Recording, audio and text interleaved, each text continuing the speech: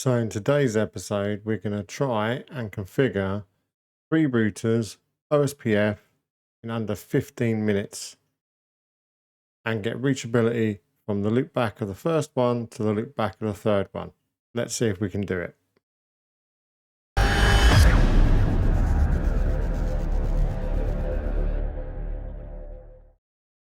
Right, so we've gone ahead and we've pre-configured just each router with a host name, just so we know where we are. That's it, all plain configuration. The task is to assign a loopback onto each device, configure the point-to-point interfaces between all 3 routers, get OSPF relationships established between all 3 devices, and be able to verify connectivity from node 1 to node 3 and check that we have a full routing table. So we'll press the button down below here. We'll start a countdown and we'll see if we can do it in the 15-minute window. So let's get our button ready, and we should have a countdown clock. So let's go. I'm going to start with the L interfaces.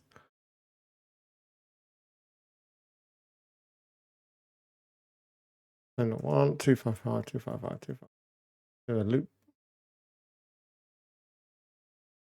Yeah, we're already making mistakes. Int L0, that's what I want, IP address. The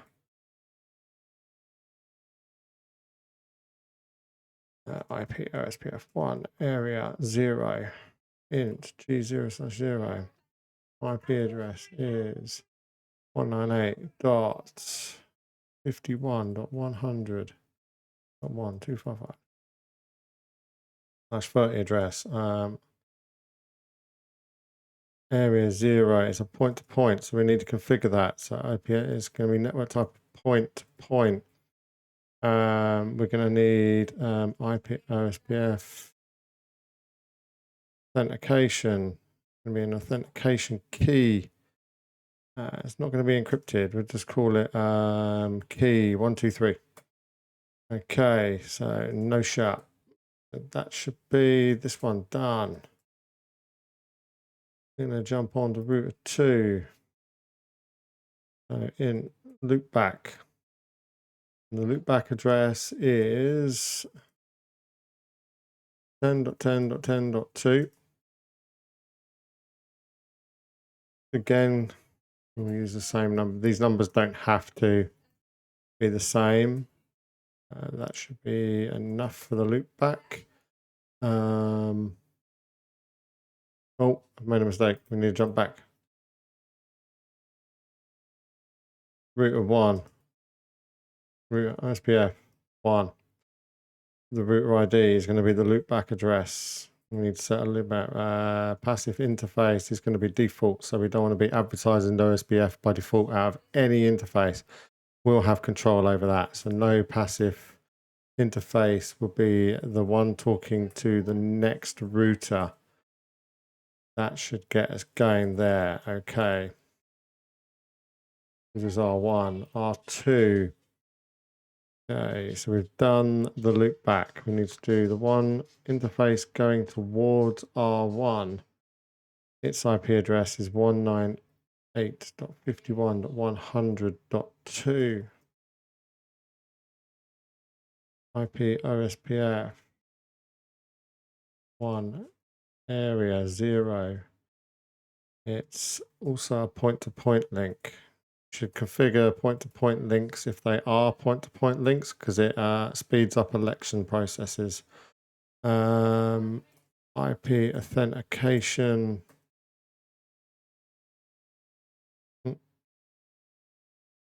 Yeah. Authentication. Key. What did we say it was? What did we set? What did we set? Set key 123. Key 123. Remember that for me. No shuts. Right. Exit. Router. OSPF 1. router ID, going to be the loopback. Passive interface, default, no passive interface is going to be on G0/0 and also on G0/1 because we're going to run a relationship with another router on this device. So in G0/1, it's going to have an IP address of 198.51.100.5. IP OSPF 1 area 0. Network is point to point. We are doing authentication because it's good practice, even though it's only an 8-character key because it's basically MD5. So you'll see that we can only technically put 7 characters. Anything more, it will truncate it. So we said it was key 1, 2, 3. Sharp. Oh man, that should be it for this one. Jump on to the next one. We're on the third one. We're on the home straight.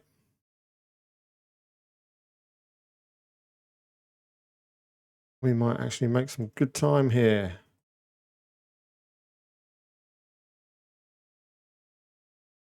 We're doing a complete flat area.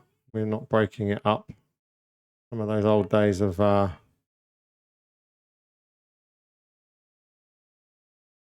issues with having big areas is not really too much of a problem nowadays. IP address 198.51.100.6 /30 address. IP OSPF 1 area 0. IP OSPF network type. It's a point-to-point link because there's only 2 devices on here, so only one or the other. IP OSPF authentication enabled, and we're going to use an authentication key of 0 for a clear text, and it is key 1, 2, 3. No shut. Okay. Router OSPF 1. The router ID should be 10.10.10.3. Yes. Passive interface. Default. Don't just want any old interface advertising OSPF neighbor relationships. No passive interface on G0/1. Boom. We're back up. I think we are done. We can verify. So let's go back to the start. So show IP OSPF neighbors. We can see that we have got a neighbor relationship with 10.10.10.2. This is the ID for this one that we set. Jump onto 2, show IP OSPF neighbors. We should see 2 neighbors. We've got a neighbor relationship with .1. We have a neighbor relationship with .2. Good, and they are full. That means they are working. The third one, show IP OSPF neighbors. It's got a neighbor relationship with this one. Perfect. Now, R1, we run a ping from 10.10.10.3 from source address of the loopback. We have success. Woohoo! Show IP route. Just to confirm, we've got OSPF routes added to our routing table, the 2 loopback addresses, and the next hop to reach this one. So the /4/30, we've learnt about this link to be able to reach this address. So perfect. We look in here, show IP route. Here again as well, we've got 2 loopbacks. We know that they're part of directly connected networks. We've only learnt the loopback addresses because we know this router already knows it's got a direct path to this path. It doesn't know about this one over here. Now we go to 3, we should see a similar scenario. Show IP route. And again, we can see we know about loopback address 1, loopback address 2, and then we also learn about this subnet here to reach that address there because it's not a directly attached network. So there we go. We have fully configured OSPF on 3 routers with 6 minutes left to go. So I think that is success. That is definitely success. We did it in under 15 minutes. So let's just have a quick check of what else we can have a look at. So we can have a look at show it over the top interface. So there we go. So we can see the interfaces that are running OSPF. So we can see that the loopback interfaces are configured to operate within the OSPF network, but technically they're passive network. They're passive interfaces. So there's no, they can't they won't be advertising any OSPF to another device in any way, shape or form. These interfaces here, which are directly attached, we've configured them as point-to-points, and we've allowed them to advertise, hey, I'm looking to have a neighbor relationship with somebody here. Let's set up an OSPF connection. We can see we've got a simple password enabled, so that's all correct. We can see who our adjacency neighbor is from here to here. Perfect. So everything there is looking good. There we go. So just a short one, just whet your appetite for things to come. I'll see you on the next video.